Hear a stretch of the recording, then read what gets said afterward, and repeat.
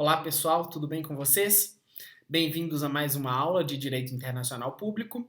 Na aula de hoje nós vamos finalmente terminar o direito dos tratados, lembrando que nós estamos falando de uma das fontes do direito internacional público, fontes estatutárias, de acordo com o artigo 38 do Estatuto da Corte Internacional de Justiça. Os tratados internacionais, nós estamos estudando algumas aulas, principalmente depois que começou o regime letivo remoto, e nós vamos finalizar hoje, e vai ser essa a matéria, junto com a matéria anterior, claro, até essa matéria do direito dos tratados, que vai cair na atividade avaliativa que a faculdade vai explicar para vocês como vai ser realizada ao final dessa quinzena de aulas. Então, essa aula do direito dos tratados, a última aula do direito dos tratados, vai ser dedicada ao estudo da internalização das normas internacionais constantes de tratados de acordo com as regras constitucionais brasileiras, e até aqui vai ser a matéria da nossa atividade avaliativa, ok? Então a faculdade vai explicar para vocês por que não tem atividade lançada no SIGA ainda e vai ter nos próximos dias, ok? Não se preocupem que a faculdade vai explicar tudo para vocês. Antes, contudo, de entrarmos nos procedimentos de internalização dos tratados internacionais, a gente só precisa falar brevemente sobre as regras de suspensão dos tratados. Nós estudamos no final da aula passada as regras de extinção dos tratados internacionais. As regras de suspensão dos tratados são bastante semelhantes.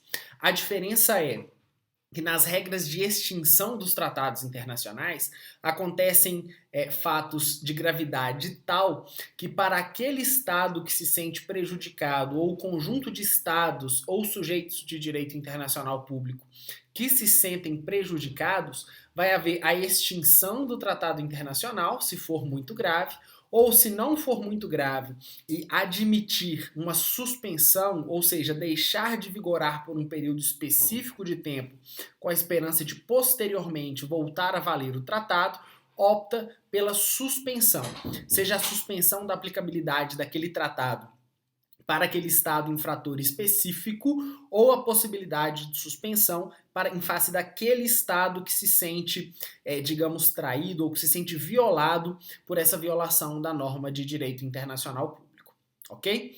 Uma das principais hipóteses de suspensão é a mudança fundamental de circunstâncias, que é motivo de extinção, mas que também pode ser invocado como fundamento de suspensão do tratado internacional.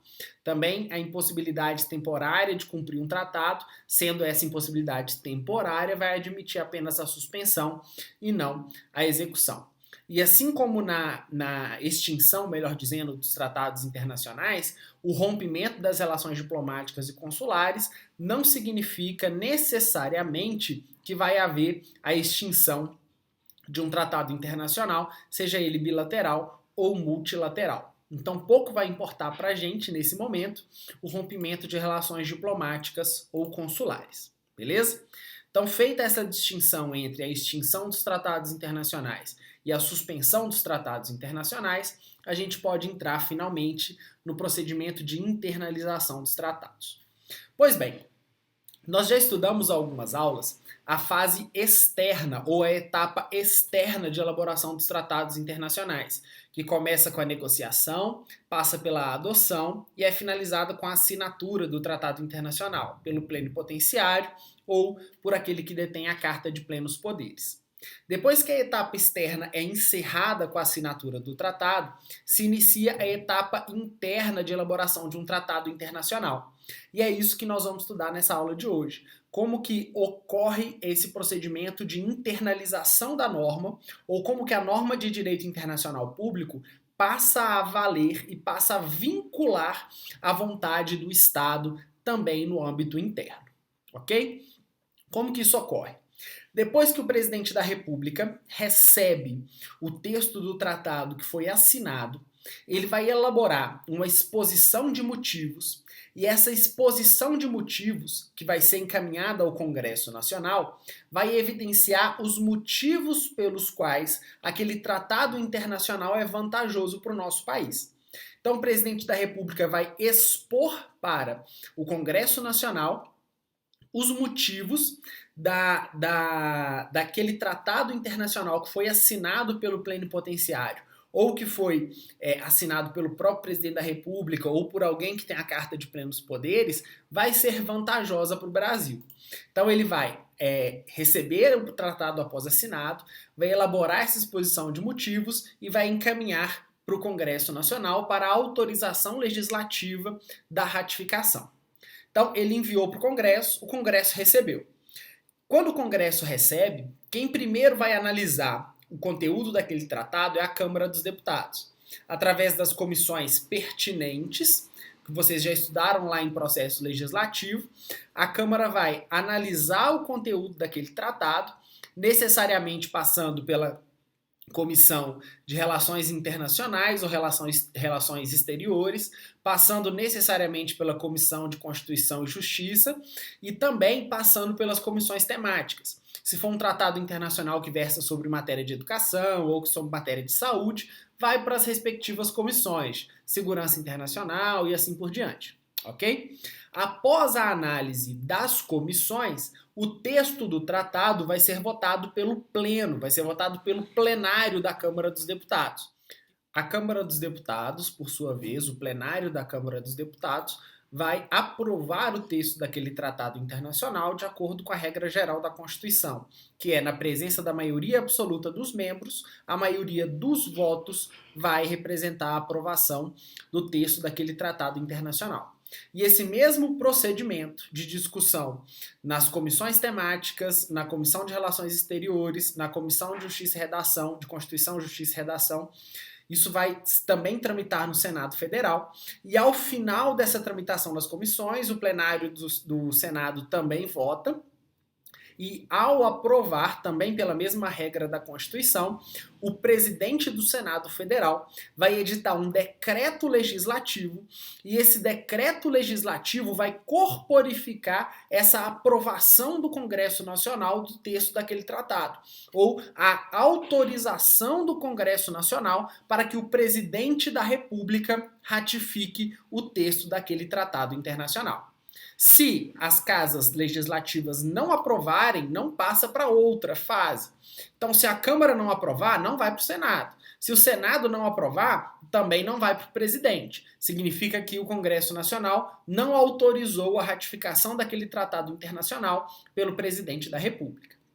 Com relação ao quórum, eu preciso chamar a atenção para vocês da regra do parágrafo 3º do artigo 5º da Constituição, que é a seguinte: caso o tema do tratado seja pertinente aos direitos humanos, o quórum de aprovação, a regra de aprovação é outra. Para os tratados internacionais que versam sobre direitos humanos, a regra é do artigo 5º, parágrafo 3º da Constituição, que o texto seja aprovado em 2 turnos em cada uma das casas do Poder Legislativo da União, Poder Legislativo Federal.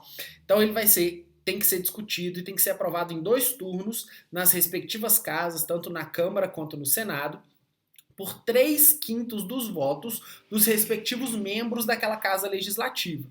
Então, para que esse tratado que versa sobre direitos humanos tenha força de Constituição, tenha força de norma constitucional, o parágrafo 3º do artigo 5º da Constituição estabelece um quórum de aprovação diferente daquele da regra do artigo 47 também da Constituição. Ele tem que ser aprovado em 2 turnos em cada uma das casas legislativas por no mínimo 3/5 dos membros da respectiva casa. Caso o Congresso aprove dessa forma, a norma vai ter força de emenda à Constituição. Caso o texto não seja aprovado com esse quórum, mas sim considerando o quórum da regra do artigo 47, que eu disse a vocês há pouco, esse tratado que versa sobre direitos humanos vai ter força supralegal, mas infraconstitucional. Então não tem força de norma constitucional. Ok? Essas são as regras de aprovação pelas respectivas casas legislativas. Depois que o presidente do Senado edita o decreto legislativo, que significa a aprovação do Congresso Nacional, esse decreto legislativo volta ao presidente da República, contendo o texto do tratado que foi aprovado, e o presidente da República vai analisar, de acordo com a sua discricionariedade, se o texto do tratado é pertinente para a República Federativa do Brasil.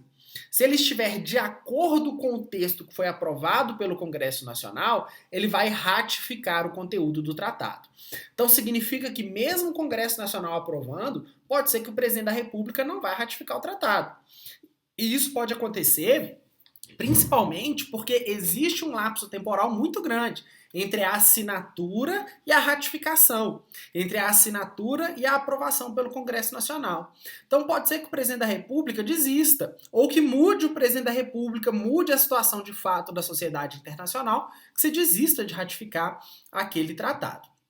Mas, se mesmo assim ele decidir ratificar o conteúdo do tratado que foi aprovado pelo Congresso Nacional e foi revelado através de um decreto legislativo, o presidente da República vai determinar a promulgação do texto daquele tratado. E como se corporifica a promulgação, que na verdade a promulgação representa a ratificação perante as normas do direito brasileiro, como que ele vai ratificar, como que ele vai promulgar o texto desse tratado? Ele vai editar um decreto do Executivo. Então vejam, o texto que foi assinado lá na fase de negociação, ele vem para o Brasil, o presidente da República elabora uma mensagem que vai para o Congresso Nacional dizendo por que aquele texto tem que ser aprovado, por que aquele tratado tem que ser adotado. O Congresso aprova, através das regras que nós estudamos, e o presidente do Senado edita um decreto legislativo. Esse decreto legislativo que contém o tratado, a autorização para o presidente ratificar, o presidente recebe isso e transforma esse decreto legislativo em um decreto executivo. E esse decreto executivo é que representa, que corporifica a ratificação do tratado que nós já estudamos e corporifica essa promulgação do texto do tratado internacional pelo presidente da República, que necessariamente deve ser aprovado, deve ser publicado, melhor dizendo, no Diário Oficial da União, ok? Aqui no nosso país, os tratados internacionais aprovados pelo Congresso e ratificados pelo presidente da República, em princípio, têm status de lei ordinária. Mesmo sendo um decreto executivo, o status é de lei ordinária.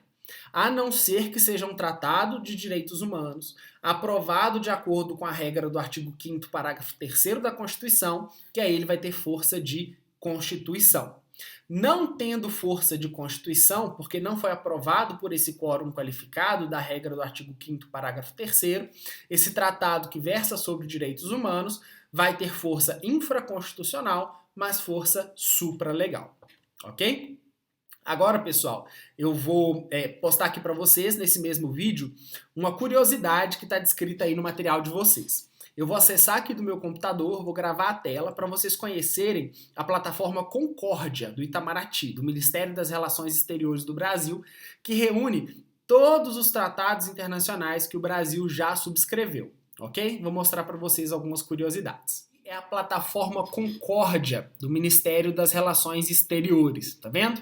Aqui no material de vocês eu postei o link e também aqui vocês conseguem enxergar o link para acesso à plataforma Concórdia. Vocês vão acessar aqui a pesquisa avançada e vão pular esse título do acordo, o texto do acordo, vão pular tudo isso e vão marcar algumas opções de pesquisa para vocês verem o que é interessante aqui. Pode deixar bilateral, trilateral e multilateral marcados, e vamos direto lá em pesquisar. Aí a plataforma vai apresentar para a gente todos os tratados internacionais que o Brasil já subscreveu. Vejam que tem 11.867 arquivos para pesquisa. Tá vendo aqui? 11.867 arquivos. E aqui a gente consegue ver alguns tratados recentes do Brasil. Veja esse tratado de 11 de fevereiro de 2020, que está em tramitação no Ministério das Relações Exteriores. É o primeiro protocolo adicional ao acordo de alcance parcial de complementação econômica 74 entre o Brasil e a República do Paraguai. Mas o que eu quero mostrar para vocês de curiosidade é lá embaixo. Vamos lá, talvez nas últimas páginas, para eu mostrar para vocês as datas dos tratados internacionais. Vejam esse aqui. Tratado entre o Império do Brasil e o Reino dos Países Baixos de Amizade, Navegação e Comércio, que foi firmado em 20 de dezembro de 1828 com os Países Baixos.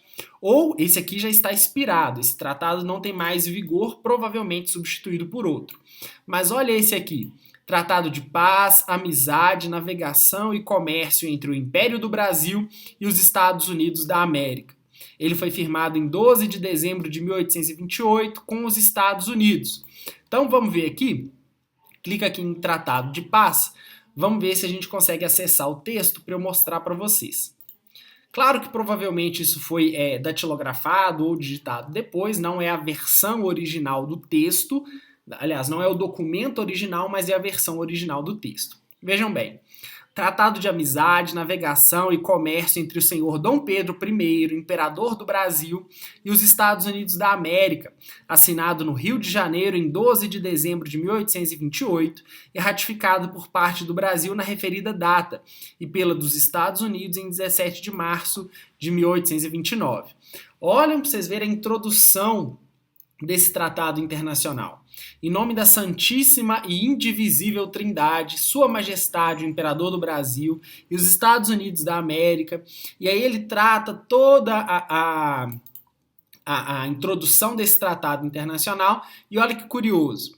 Para este muito apreciável fim, Sua Majestade, o Imperador do Brasil, deu plenos poderes aos ilustríssimos e excelentíssimos senhores Marquês do Aracati, do seu conselho, gentil homem da Imperial Câmara, conselheiro da Fazenda, Gran Cruz da Ordem de Avis, senador do Império, ministro e secretário de Estado dos Negócios Estrangeiros, e Miguel de Souza Melo e Alvim, do seu conselho, e aí traz toda a qualificação desse senhor também. Então vejam que o imperador concedeu ao seu conselheiro, aos seus dois conselheiros, a carta de plenos poderes para que ele subscrevesse esse tratado de paz com os Estados Unidos da América. Então vejam que nós estamos falando de um tratado internacional que data de dezembro de 1828. Então nós temos aqui textos muito antigos que ainda são tratados internacionais celebrados pelo Brasil. Alguns inspirados, alguns em vigor, outros denunciados pelos motivos históricos pertinentes, mas que valem a pena serem consultados por vocês para ilustrarem um pouco da nossa matéria. Então é isso, pessoal. Nós finalizamos aqui o estudo do direito dos tratados. Em breve a faculdade vai dizer para vocês como vão se dar as avaliações nesta semana e na próxima semana, já que essa é uma aula quinzenal por conta das atividades que nós vamos ter avaliativas. Beleza? Qualquer dúvida, estou à disposição nos fóruns, também pelo celular, pelo WhatsApp, por e-mail, que vocês já estão acostumados. Beleza? Um abraço, até a próxima aula.